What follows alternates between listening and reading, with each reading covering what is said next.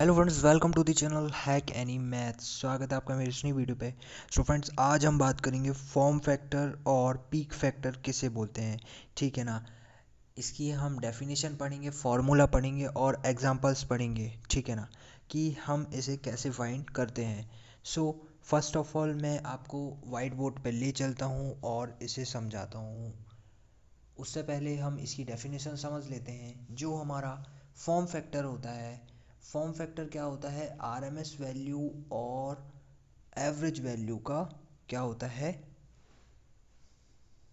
अनुपात होता है। ठीक है ना। सो जो आपकी आरएमएस वैल्यू ऑफ करंट है upon average value of current is equals to form factor. ठीक है। अब इसे हम डिराइव करते हैं। तो चलिए चलते हैं अपने वाइट बोर्ड पे एंड हम इसे डिराइव करेंगे। ठीक है। सो यहाँ पर हम क्या करेंगे, जो हमारा फॉर्म फैक्टर है, form factor is equals to क्या होता है? I R M S upon I average. ठीक है। सो आपका एवरेज वैल्यू क्या होती है? एवरेज वैल्यू क्या होती है आपकी? एवरेज वैल्यू का जो आपका मान होता है वो क्या होता है? 2IM upon pi. ठीक है, ये आपको प्रॉपर नोट करना है, मेरे साथ नोट करते रहिए। ठीक है ना। अब यहाँ पर बात करते हैं कि जो आपकी IM की वैल्यू होती है, IM की वैल्यू क्या होती है? मैक्सिमम वैल्यू ऑफ करंट क्या होती है? Under root 2 IRMS value. ये आपको नोट करना है। ठीक है ना, ये नोट करना है। आई एवरेज की वैल्यू नोट करनी है। ठीक है,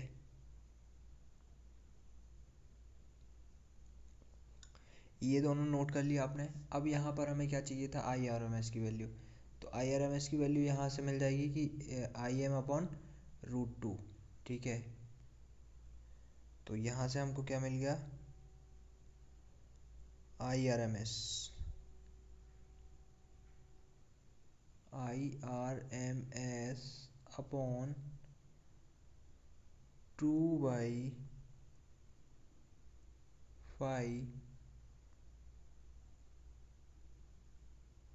और IM की वैल्यू क्या है? Under root IRMS।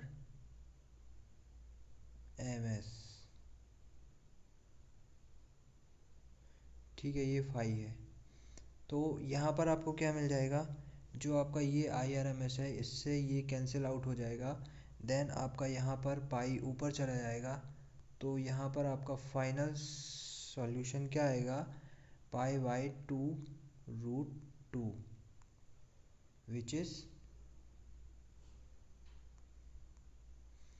Is form factor value. ठीक है ना।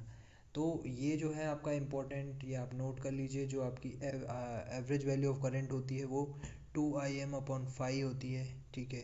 और आपका जो मैक्सिमम वैल्यू ऑफ करंट होती है वो होती है आपकी under root 2 into IRMS value.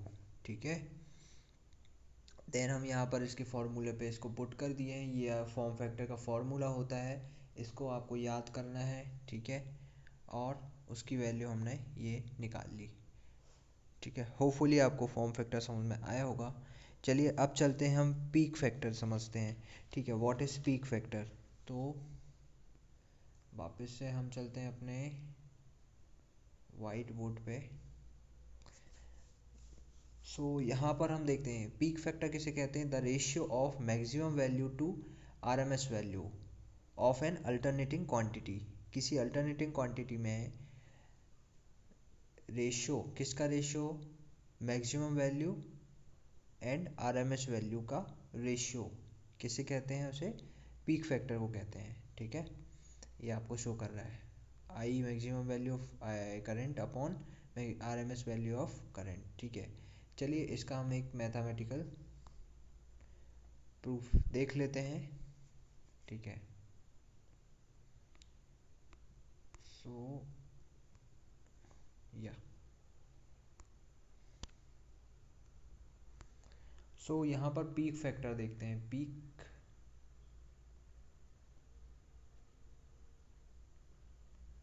Peak factor, ठीक है ना। रेशियो ऑफ पीक फैक्टर क्या होता है, रेशियो ऑफ मैक्सिमम वैल्यू और आरएमएस वैल्यू, ठीक है, ये आपका होता है पीक फैक्टर।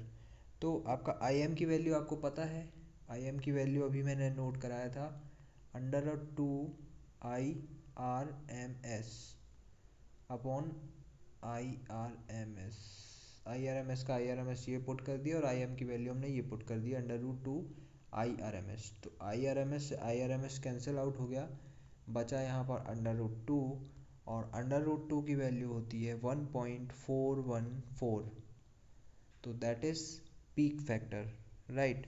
सो चलिए हम कुछ क्वेश्चन करते हैं इसके नेक्स्ट वीडियो पे।